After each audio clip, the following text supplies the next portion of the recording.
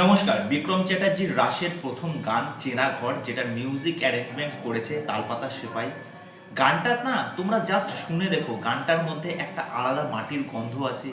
বিক্রম চ্যাটার্জি এবং দেবলীনা, তাদের দুজনের এই কেমিস্ট্রিটা কি সুন্দর লাগছে। বিক্রম চ্যাটার্জি একটা প্রাণবন্ত, একটা প্রাণোচ্ছল একটা ক্যারেক্টার।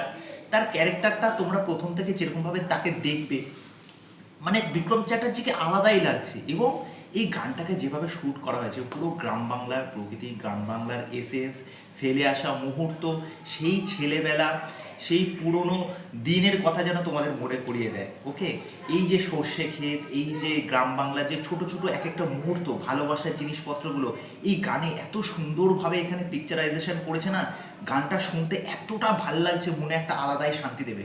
তোমরা কি এই গানটা জাস্ট শোনো, শুনে তোমাদের কি মতামত সেটা কিন্তু অবশ্যই আমাকে কমেন্ট করে জানিও।